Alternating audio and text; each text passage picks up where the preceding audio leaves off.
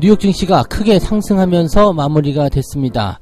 퍼스트 리퍼블릭 은행이 다시 불안하다 이런 얘기가 나오면서 하락 출발을 시작했는데 하락 출발하자마자 바로 상승세로 전환시켜가지고요 급등 마감을 시켜버렸습니다.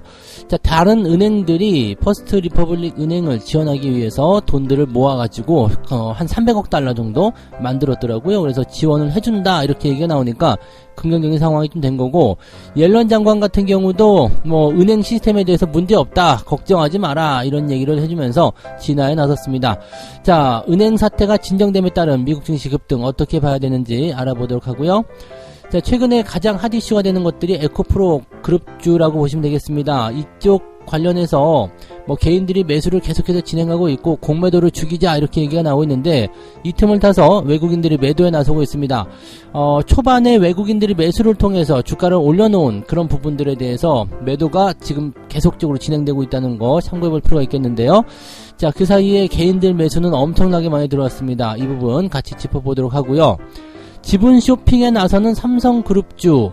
자, 삼성그룹이 지금 이 코스닥 상장사들 지분 쇼핑에 나선다는 얘기인데요. M&A 식으로 보면 되겠죠. 인수를 완전히 시켜가지고 내 거다라고 하기보다는 일단은 지분을 많이 확보해서 여기에 대한 어떤 그런 지위를 좀 확보하는 그런 모습인 것 같은데, 자, 이런 M&A 같은 부분들은 긍정적으로 받아볼 수 있습니다. 그래서 관련 종목들 많이 급등하고 있는 것과 그 다음에 삼성그룹주들이 왜 이렇게 나서고 있는지 알아보도록 합니다.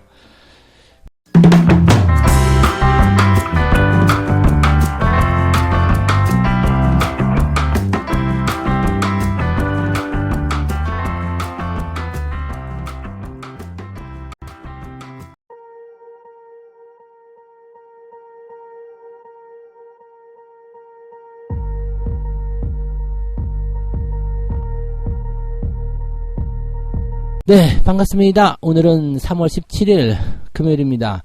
자, 주말장이라 변동성은 좀 있을 것 같긴 합니다만, 이게 아래쪽으로 떨어지는 변동성보다는 위로 당겨줄 것 같은 느낌입니다.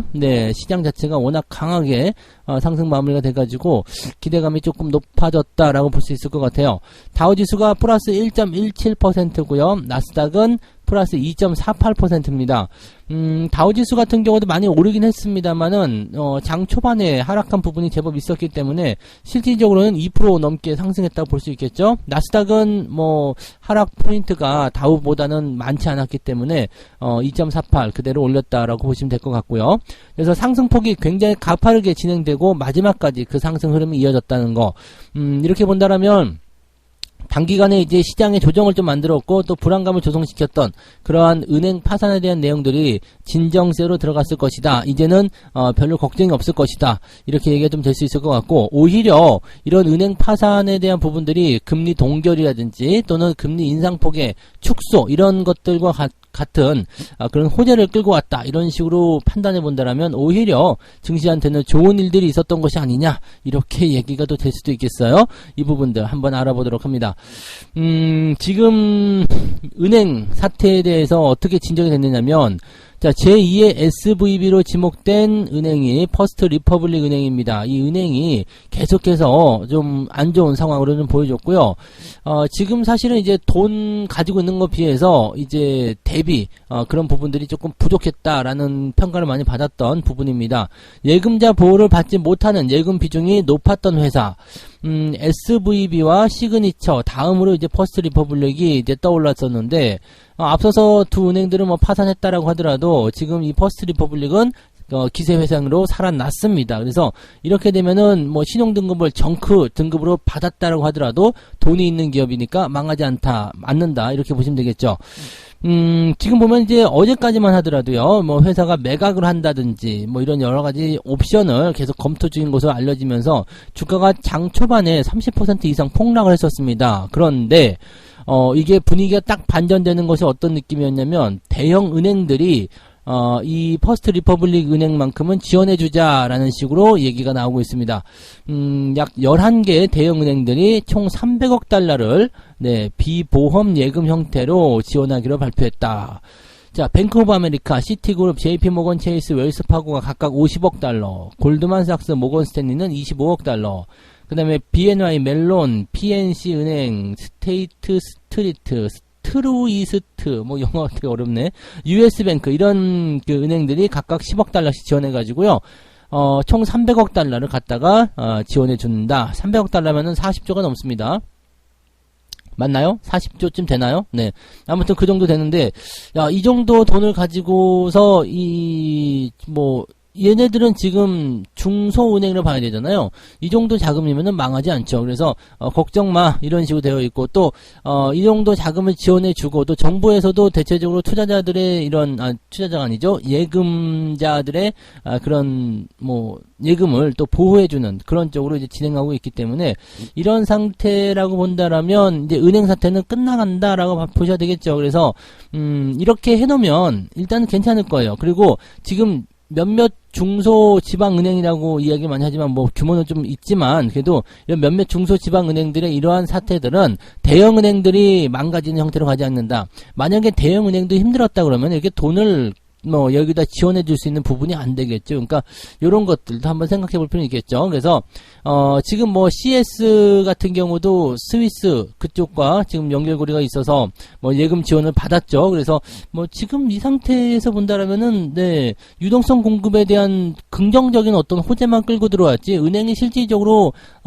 파산이 된 것은 SVB, 그 다음에, 시그니처, 그 정도까지만 볼 수 있겠죠. 그리고, 이런 것들을 통해가지고 잽싸게, 아주 발빠르게 정부 당국이라든지 이런 관련 기관들이 이렇게 지원을 해서 어느 정도 마무리시켰다라는 것이 또 투자자들에게 신뢰와 안심을 줄 수 있는 내용이 좀 됐던 것 같습니다.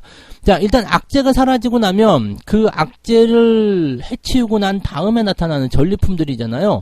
이런 것들이 이제 남게 되는데 이것이 이제 금리 인상폭의 둔화 또는 금리 동결, 그 다음에 좀 대형 악재마저도 소멸이 되었다. 악재 소멸이라는 부분에 나타나는 투자자들의 안도 랠리, 이런 것들이 나타날 수 있다고 생각하시면 된다는 얘기죠. 자, 금리는 한번 볼게요. 유럽에서는 일단은 금리를 좀 올렸어요. 0.5%포인트나 올렸는데, 주요 정책금리인, 예금금리를 2.5에서 3.0으로 인상했다. 누가요? ECB가, 인상을 했는데, 2008년 이후에 최고치로 올렸다고 합니다. 인플레이션이 너무 오랫동안 높은 수준을 유지할 것 같다라고 얘기하면서, 이제 금리를, 올려놓은 상태인데, 그렇게 올리더라도 3%밖에 안 됩니다. 그동안 ECB는 금리가 굉장히 낮은 수준이었죠. 그래서, 금리가 이렇게 낮은 상황이 좀 어울리지 않는다, 매칭이 되지 않는다, 이런 식으로 생각했을 거예요. 그래서 어느 정도는 금리를 올려야 됐었다라는 부분들이 확실하겠죠. 그래서 이 정도 3% 정도까지 올렸다. 우리나라보다 낮아요. 네. 그래서 이 정도 올리는 것은 괜찮습니다. 그렇게까지 큰 영향은 없죠. 물론 이제 0.5% 포인트를 올렸다라는 것은 당장 이제 관련 기업들에게는 또 영향을 줄 수 있겠습니다만, 이렇게 천천히 올라가는 거 그렇게 나쁘지 않다고 생각합니다. 그리고 면밀히 모니터링 하고 있고, 어쩌고저쩌고 하고 있기 때문에 괜찮다라는 얘기를 지금 하고 있는 부분인데, 자, 다음번에는 이제, FOMC 결과에 따라서 대응이 좀 나오겠죠. 지금 다음 주에 열리는 FOMC에서 0.25%포인트 인상할 가능성을 70% 이상으로 올렸습니다. 자, 동결 이야기도 나왔습니다만, 동결 가능성은 좀 줄었습니다. 현재 0.25%포인트를 인상할 가능성은 79.7%나 나오게 되면서, 아마도 0.25%포인트의 금리 인상이 확정적이지 않겠나 생각됩니다. 문제는 이제 그 다음에 0.25를 올려놓고 나서 이제 이 CPI 지표가 다음 달에 또 발표되죠. 자, 그런 것들이 이제 나타나게 되면서 실질적으로 이제 좀 이 물가가 더 다운되는 상황을 만들어냈을 때 0.25 기조를 빨리 종료를 하고 금리 동결로 갈 수 있지 않겠느냐라는 생각이 나타나고 있습니다. 자, 금리 동결로 가게 되면은 이번 연도 안에 금리 인상이 더 빠르게 진행될 수 있다는 것을 생각해 볼 필요가 있습니다. 그동안 은행 파산에 대한 주요한 그 원인이 금리 인상 때문이었다라고 이게 이야기가 모아지고 있는 상황이기 때문에 이런 상태였다라면은 아마도 연준이 이제는 금리 올리기가 어렵다고 보시면 되겠습니다. 갑자기 없애버리기보다는 0.25라도 올려놓고 그 다음에 금리 동결 가자 이렇게 갈 수도 있겠죠. 자, 그럼 우리나라 같은 경우도 어떻게 될까요? 금리 동결 그대로 유지하는 상황이 진행이 될 테고요. ECB에서도 지금 3.0으로 올려놨지만 연준이 이런 식으로 진행을 하게 된다라면은 다음번에는 금리를 동결시키거나 아니면 0.25만 올릴 가능성이 있겠죠. 자, 그래서 금리에 대한 어떤 부분들이 점점점 수그러들면서 안정화되고 있다. 이것은 곧 기업들의 실적 증가와도 연결되는 부분이고요. 투자자들은 여기서 굉장한 안정감을 찾게 될 것이다 라고 보시면 되겠습니다. 자, 그래서 오히려 이 은행 사태가 이런 그 긴축에 대한 그런 부분들을 빠르게 정리시켜버리고 또 유동성 공급이라든지 시장에 뭔가 돈이 좀 돌게 만들고 온기가 좀 돌게 하는 그런 어떤 대형 호재를 갖고 왔다라고 보시면 되겠습니다. 태풍이 지나갈 때 아시죠? 태풍은 바다 위를 지나가면서 바다를 한번 뒤집어 엎는데요. 그러면서 정체되었던 그런 부분들을 싹 갈아엎고, 네. 그리고 나서 이제 새롭게 이제 한번 섞어주는 거죠. 그러니까 뭐 쉽게 얘기하면 이제 공기가 정체되어 있는 것을 환기시켜주면 더 신선한 공기가 들어오고 더 풍성해지는 그런 상황이 벌어지는 것처럼 태풍도 바다 위로 지나가면서 그 안에 있는 모든 것을 한번 휘저어준답니다. 그렇게 되면서 뭐가 되느냐? 네. 더 많은 그런 풍요로운 그런 부분이 좀 된다는 얘기죠. 그러니까 그런 거라고 좀 보시면 될 것 같아요. 이런 은행 파산이라는 어떤 태풍이 지나가면서 오히려 한번 휘저어져 가지고 더 건강해지는 그런 상황이 좀 될 것 같습니다. 더 호재가 빨리 앞당겨졌다라고 생각하셔도 좋지 않을까 생각되니까요. 이런 부분들을 우리가 참고하셔서 진행을 좀 하시면 좋지 않을까 판단됩니다. 자, 오늘 우리 증시도 네, 급등을 일단 예상해야 되겠죠. 급등 출발일 것 같은데 보통 한 이 정도 재료고 이 정도 상황이 되면은 1% 정도는 뛰어서 상승하거든요. 근데 보통 주말장이기 때문에 떠서 시작하면 좀 위로 밑으로 까는 경우가 좀 있는데 오늘 같은 경우는 이제 수급이 좀 들어와 줄 수 있는 가능성이 좀 있고요. 수급이 들어와 주고 뭐 그렇게 된다면 대형주 쪽 움직임이 나오게 됐을 경우에는 지수가 안 밀릴 가능성이 있습니다. 그래서 갭상승 이후에 쭉 당겨 준다라면 아마도 이제 악재를 씻어내고 좀 반등하면서 계좌 상황을 조금 끌어올려 주지 않겠는가 이렇게 판단됩니다. 그래서 여러분들 거기에 대한 기대감도 조금 가져보셔도 좋을 것 같습니다. 오늘은 네 아침 시점이 저점이 될 가능성이 높을 것 같아요. 그래서 그런 부분들 참고하고 일단 지켜보죠. 너무 급하게 따라가실 필요는 없겠습니다만 네 일단 네 오늘은 기대를 좀 해보자 이렇게 보시면 되겠죠. 자, 두 번째 이야기 넘어갑니다. 에코프로 관련주들이 이제 과속 상승했기 때문에 주의가 필요하다 이런 얘기가 좀 나오고 있는데 일단 여기서 뭐 팩트만 얘기하고 있기 때문에 팩트만 네 알려드리도록 하겠습니다. 뭐 판단은 여러분들이 알아서 하십시오. 왜냐면 에코프로 관련주들이 계속해서 올라가면서 부담을 주는 건 맞아요. 그런데 부담만 주고 있지 주가가 빠지지 않고 있기 때문에 뭐 난 더 갈 거다라고 생각한다라면 그냥 계속 베팅하시는 것도 나는 존중한다고 생각합니다. 그러니까 뭐 그런 부분들에 대해서는 알아서 판단하셔야 되겠죠. 다만 제가 확실하게 말씀드리고 싶은 것은 지금은 매수를 들어가시면 네 곤란할 수 있다라는 거죠. 물론 뭐 연초에도 저는 매수를 들어가지 말라고 말씀드렸어요. 왜냐면 네 고평가라고 생각하거든요. 근데 뭐 저평가다 어쩌다 뭐 이거는 이제 각자의 판단에 따른 부분이니까 신경 쓰지 말고요. 어쨌건 지금은 이제 연초 대비 한 에코프로가 지금 300% 정도 올랐어요. 그 다음에 에코프로 BM이 100% 정도 올라왔는데 자, 이 부분들을 놓고서 이제 이야기가 된단 말이에요. 자, 연초 시점에서는 지금 10만원대 초반이었던 주가가 40만원대 중반까지 진행하면서 에코프로가 300% 정도 상승을 했고요. 에코프로 BM이 또 자회사죠. 이 에코프로 BM도 21만원까지 진행하면서, 네, 이 연초 저점 대비해서 130% 정도. 그러니까 실제적으로 어느 정도 지지점까지 본다라면 한 100% 조금 넘는 수준쯤 되겠죠. 그 정도까지 올라왔다 이거죠. 자, 이렇게 되면서 시가총액 자체가 굉장히 커졌어요. 셀트리온 헬스케어를 그냥 아예 저 밑으로 그냥 쳐박아 버리고요. 에코프로 BM과 에코프로 둘이서 그냥 막 치고 올라가 버렸습니다.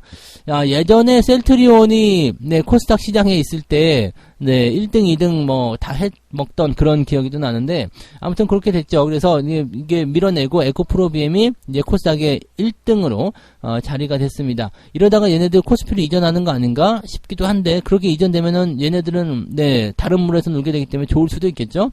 자, 근데 뭐 어쨌건 네, 에코프로 BM과 에코프로가 일단 코스닥 시가총액 1, 2를 차지했어요. 그리고 에코프로 BM의 시가총액은 21조 원입니다.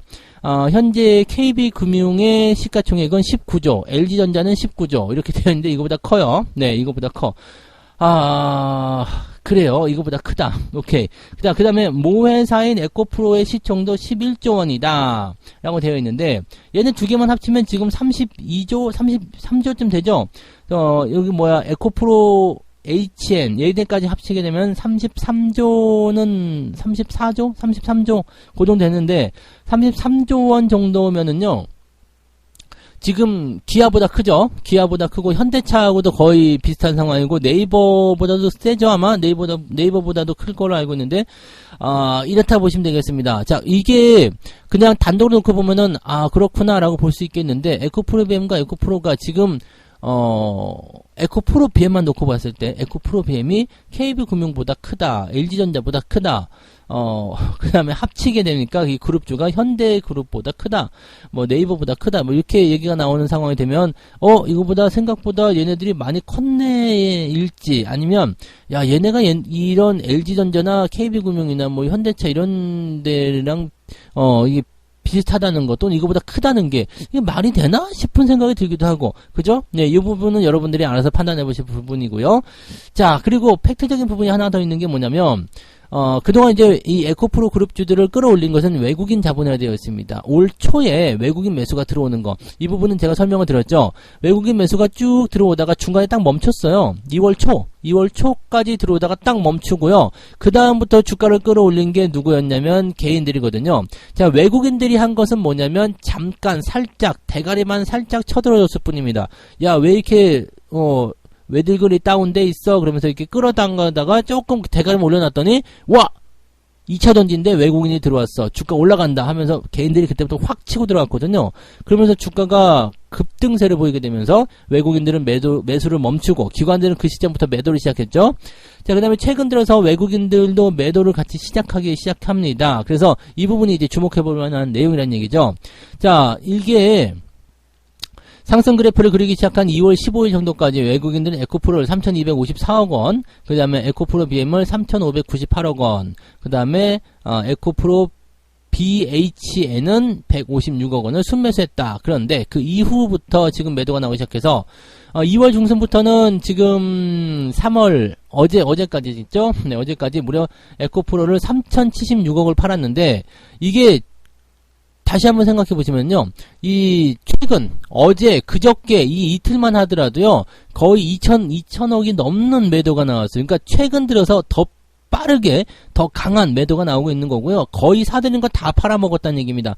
자, 3,254억 원을 샀는데 3천억을 팔았어요. 그럼 뭐 남은 거 얼마 없겠죠? 자, 에코프로 BM 같은 경우는 아직 남았어요. 3,500억 정도를 샀는데 지금 946억을 팔았다고 되어 있죠. 그 다음에 에코프로 HN도 이건 다 팔아먹었네요. 에코프로 BHN은 156억 원을 샀는데 210억 원 어치. 그러니까 옛날에 산 것까지 다 팔아먹은 모습이죠. 에코프로 BM 하나 남았다라고 보시면 될 것 같은데, 자, 매도를 이렇게 진행하고 있는 상황 속에서 개인들은 어땠느냐? 외국인들이 매도하고 기관들이 매도하고 있는 상황에서 개인들 수급은 얼마나 들어왔냐? 지난 한 달간 개인은 무려 에코프로를 6,454억 원. 이만큼 사들었다. 이런 얘기란 얘기입니다. 네. 뭐 여기까지만 여러분들이 생각하시면 될 것 같아요. 지금 남아있는 물량은 전부 다 개인들 물량이고요. 서로 으쌰으쌰하면서 네, 올라가는 모습이 아주 보기 좋긴 합니다. 네, 으쌰으쌰 가자 우리가 해내자 이겨먹자 이렇게 하면서 가고 있는 것 같은데, 자, 제발 그거 풀지 않고 그냥 가시면 굉장히 좋을 거라 생각합니다. 그런데 개인들의 특성상, 네, 뭐 개인들을 비하는 건 아닙니다만 개인들의 특성상 지금은 뭉칠 수 있어도 조금만 흔들리면 와르르 무너진다는 거 항상 조심하시기 바랍니다. 그래서 제가 해드릴 수 있는 조언은 이거예요. 그냥 가는 동안은 그냥 놔뒀다가 네, 수익 많이 보시고, 대신에 주가가 변동성을 보일 수 있는 어떤 조건들이 계속해서 나타나고 있기 때문에 이 부분에 대해서 변화가 생기고 주가가 하락하는 상황이 벌어지게 되면 반드시 누구보다도 더 빠르게 잽싸게 빠져나오실 것을 권장해 드립니다. 뭐 지금 좋은 뉴스만 보고 있으면 도저히 팔고 싶지 않을 거야. 누구는 100만원 갈 거야 막 이렇게 얘기하고 있는데 현실적으로 여기서 100만원 간다 그러면은요 글쎄 오시다가 됩니다. 네, 그러니까 실제로 이렇게 되면 SDI나 뭐 이런 것들보다도 뭐 이거 다 뒤집어 엎자는 얘기 되는 건데 그거는 사실 어려운 얘기가 될 테니까요. 네, 아무튼 분위기가 바뀌고 변화가 자꾸 일어나려고 하니까요. 주의를 좀 많이 하셨으면 좋겠습니다. 자, 팩트만 일단은 잘 살펴보시고 조금 객관적으로 시장을 바라보시면 좋겠습니다. 자, 세 번째 이야기 이야기해드립니다. 세 번째 이야기는 지분 쇼핑에 나서는 삼성 그룹주라고 보시면 되겠는데요. 자, 레인보우 로보틱스가 어제 상한가를 들어갔어요. 자, 로봇 플랫폼 전문 기업인데요. 삼성전자에서 이제 지분을 확대한다 이야기가 나왔죠. 삼성전자는 작년부터였어요. 로봇주들 기업들을 뭐 로봇을 하려고 한다, 로봇을 인수할 거다 이런 얘기 있는데 실제로 이제 레인보우 로보틱스가 거기에 낙점이 돼버린 상태죠. 뭐 굉장히 좀 획기적이고 뭐 파격적이다 이렇게 나올 수 있겠는데 그동안 물망에 올라섰던 다른 여러 가지 로봇 기업들은 그래서 뭐야 이렇게 되는 상황이 좀 되긴 됐어요. 근데 로봇 관련 산업이 계속해서 올라갈 것이기 때문에 그 부분에 대해서는 이제 뭐 주가가 나쁘진 않았어요. 하지만 강한 상승을 레인보우 로보틱스가 이제 갖고 갔다라고 보시면 되겠죠. 자, 지금 일단 뭐 금액을 많이 투입을 하지 않았어요. 삼성전자가 지분을 매입하는데 투입한 금액은 총 278억 원이다 라고 되어 있습니다. 그래서 지분은 10% 정도 가지고 있다가 원래 그 정도 있었는데 14.99, 그러니까 15%로 조금 더 늘렸다라고 되어 있습니다. 아무튼 뭐 이번에 그 278억을 더 추가로 투자한 거죠. 그러니까 지난번에는 590억 원 정도 투입을 해가지고 3자 매정 유상증자 들어갔으니까 지금 둘이 합치면은 얼마나 돼요? 거의 900억 가까이 된다고 보셔야 되겠죠? 800 한 7, 80억쯤 되는 것 같은데, 네, 그 정도 됐다라고 보시면 됩니다. 그래서 지금, 이렇게 됐을 경우에는, 네, 이 삼성전자가, 여기에 대한 기대감을 계속적으로 이제 몰고 가고 있다 보시면 되겠죠. 우리가 이제 레인보우 로보틱스 통해서 로봇 사업을 진행하겠다 이런 식으로 얘기가 되는 거나 마찬가지니까요. 그렇지 않으면 지분을 살 이유가 없잖아요. 그러니까 그런 식으로 해가지고 보시면 된다는 얘기죠. 자, 그러면 이것만 있을까? 삼성그룹주에서 또 그건 아니에요. 자, 뭐가 또 있었냐면 공급망 관리 소프트웨어 업체로 이름이 되어 있는 엠로라는 기업이 있습니다. 이 기업도 지금 보면 삼성그룹 계열사인 삼성 SDS의 지분 투자로 주가가 급등했다라고 되어 있습니다. 지금 계속적으로 상승세 보여주고 있습니다. 지난날 상한가 마감한 이후에 또 20% 넘게 상승하면서 25% 상승 마감을 했다라고 되어 있습니다. 이름을 근데 들어보면은 되게 생소한 것들일 수도 있어요. 왜냐면 얘들이 뭐 역사가 길거나 이런 기업들이 아니라는 걸 좀 생각하실 필요가 있죠. 자, 근데 어쨌든 네, 이런 뭐 신생기업이든 뭐든지 간에 삼성이 투자했다라는 게 중요하겠죠. 삼성이 투자를 했다라는 게 제일 중요한 거고 이것은 또 다른 의미로 본다면 M&A라는 겁니다. M&A. 이 M&A라는 것은 어떤 의미가 있느냐면요.